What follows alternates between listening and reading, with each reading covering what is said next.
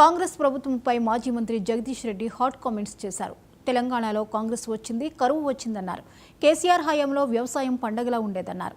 ఉమ్మడి నల్గొండ జిల్లాలో 2 మంత్రులు ఉన్న వ్యవసాయం దండగే అన్నట్లుగా తయారైందని ఎద్దేవా చేశారు. కాంగ్రెస్ ప్రభుత్వం అన్ని రంగాల్లో విఫలమైందన్నారు. ఇంతవరకు పంటకు బోనస్ లేదు, రుణమాఫీ ఊసే లేదన్నారు. మంత్రులు కమిషన్లు తింటూ దళారులకు అమ్ముడుపోయారని విమర్శించారు. నల్గొండలో ఓ మంత్రి సోయి లేక ఎప్పుడు మైకంలోనే ఉంటున్నాడని విమర్శించారు. రైతులంటే ఆయనకు లెక్కలేదని, కమిషన్ల దందాలో మునిగి తేలుతున్నాడని ఆరోపించారు. ఎవరైనా ప్రశ్నిస్తే వారిపై అక్రమ కేసులు పెట్టేస్తున్నాడన్నారు. అధికారులు కూడా కాంగ్రెస్ ఏజెంట్లుగా మారారని ఆరోపించారు. బీఆర్ఎస్ నేతలపై కేసులు పెడితే ఊరుకునేది లేదని మాజీ మంత్రి జగదీష్ రెడ్డి హెచ్చరించారు.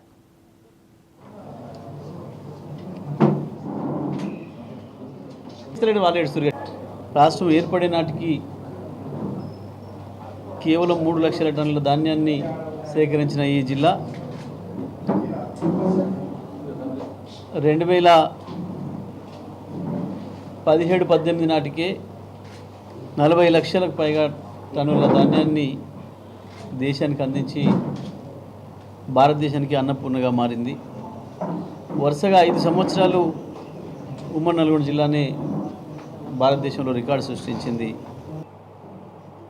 2 విడతలు రైతు బంధు ఎగ్గొట్టిండ్రు. గా 10-12 వేల కోట్లే రైతాంగానికి ఇచ్చి మేము రుణమాఫీ చేసినామని చెప్పి బుకాయించే ప్రయత్నం చేస్తూ ఉంది ప్రభుత్వం. ఇక ధరల విషయంలో చాలా దుర్మార్గంగా ఉంది ప్రభుత్వం యొక్క ఆలోచన.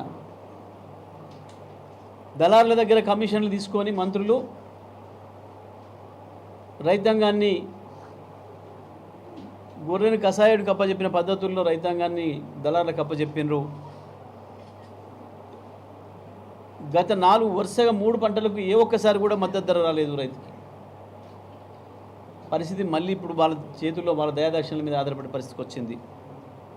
ఇది ప్రభుత్వ పెద్దలకు తెలిసే జరుగుతుంది. కానీ ఇప్పటి వరకు బోనస్ బోగస్ అయిపోయింది. వానాకాలం సన్న ఓట్లు అమ్మిన రైతులకి సన్న ఓట్లు ఏదైతే ప్రభుత్వం తీసుకుందో ఇప్పటి వరకు కూడా బోనస్ ఇవ్వలేదు. ప్రభుత్వం వెంటనే సమాధానం చెప్పాలి. సివిల్ శాఖ మంత్రి గారు ఉత్తమ్ కుమార్ రెడ్డి, నీ నియోజకవర్గంలోనే ఎక్కువ ఉన్నాయి సన్న ఓట్లు. తను ప్రజల్లో ఉన్నాడు కాబట్టి ప్రజలు అంటున్న విషయాల్ని పెట్టినాడు. సోషల్ మీడియాలో పెడతాడు, తప్పకుండా పెడతాడు.